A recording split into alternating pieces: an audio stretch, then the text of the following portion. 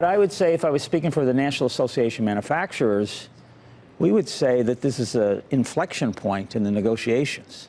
So far, the discussions around tariff in China have been pretty much tighter and tighter, more and more tariffs, and this has been the first back off. What you see, what I think, if you're a manufacturer and you look at this, you see, gee, you know, China's have some predatory practices around IP and other things, and then you see the tariffs as a kind of prod to get that finished, and it's a balance.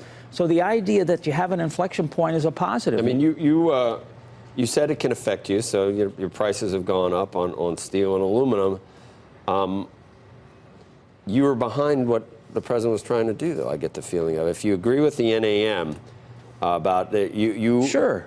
Unfair trade practices, I'm quoting you, you didn't say this, you're mad as hell and you're not going to take it anymore, but you did say... I think that was network. Oh, that's right, yeah, but you did say unfair right. trade practices are a clear threat to our economic trajectory. And Sure. So you didn't say, what the hell are you doing? Did you think that this was something that... No, I think that this was a time in which the president seemed to get response from China, and I think I just got back from China again. The last time I was on this show in mid-October, I had gotten back. I got back again, and I think there's an unrest in China. There's a worry on China. Unrest is probably the wrong word, but there's a worry in China about where this is going, and so I think there's an effect on this.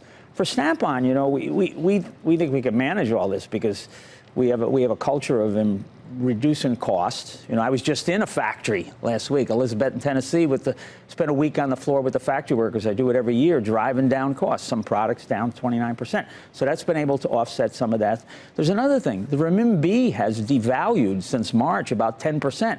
So if you're buying stuff from China, you extract that if you can. And then there are other places. If you really get stuck, you can resource to places like Taiwan and so on. So we're not shaking in our boots over the outcome of this. Having said that, though, yeah. What do manufacturers in general want to see come out of this? Would they be happy if we just made this inflection point, we get to another side, and maybe it's some sort of a victory, but nothing major, but we walk away and go back to it? Or do you feel like we have to have defense on intellectual property? You know, I think that's you know, I'm dating myself now, but I suppose that's the $64,000 question, is what is the balance between those things? And I think manufacturers saw this as a chance to push China in the right direction. I think we'd be disappointed if we didn't get some kind of movement on this. That movement would be unspecified, I think. We think that the president is doing the right things, and we kind of expect that he would do this because he seems to be uniquely able to negotiate these kinds of things. Now, I think it's hard to walk away from the world's largest market. I mean, automobiles, what are they selling? 28 million automobiles, and you wouldn't want to walk away from that over this kind of thing. But on the other hand, we like the engagement at this time. You need to know what you're doing. If I gave you an application to work at Snap-on, I don't have the technical expertise, do I? Probably, I don't know. You went to MIT, though. Yeah, first of all, you went to MIT. You probably have the biology. Right. Okay. I'm worried my skills might not match up. My question, though, we can train you, though, Joe. Well, that's what I want to. You've been right. at the forefront of trying to do that and match job skills with the jobs, because there's still a lot of there's a half a million jobs. There's a half a million jobs filled. open, and there are going to be 2 million by the year 2025, according to the National Association of Manufacturers. And part of the problem is, one, matching the skills to the jobs, so getting the schools to match their curriculum.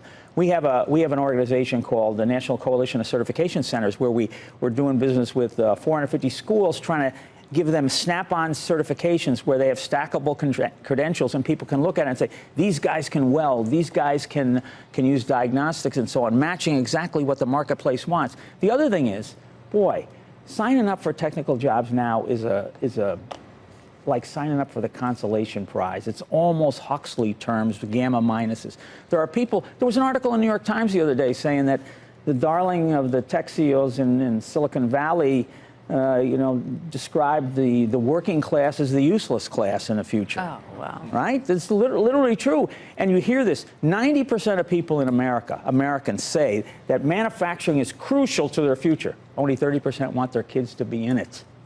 And so part of this has to do with a kind of a PR program to convince people that these are great jobs. They provide the ability to keep your family warm and safe and dry, and they bring pride and dignity, which is what everybody wants. There are umpteen books being written about this. Nick, part of the pushback may be from people who have watched these jobs disappear, and the jobs they thought were going to be there to take care of them not being there anymore? How No do you kidding. convince- Part how of do you the convince people that difficulty these is jobs are here and here to stay, and you can do this as a career? we're in a competition to be the amplifier of ideas. Somebody gets an idea, you need workers, makers and fixers to be the amplifiers. You're in a competition with the world now, and upskilling the American workforce allows you to win that competition. The other thing about it, though, I suppose, is it's on business itself. One of the disadvantages of saying that employees are crucial, and we say employees are crucial because we have such a complex product line. One of the disadvantages of saying they're crucial is, on occasion, you have to act like it.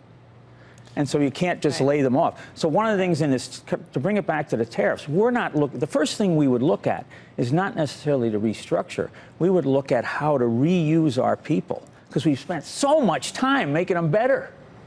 That's the message that people are hearing once again with GM closing these plants. What does that mean for somebody who's been counting on these jobs? That's one of the. I have to say that when I was in Elizabethton, Tennessee, and I must have talked to 50 people there, they're all positive about the economy. They don't care about tariffs. They don't care about the Congress.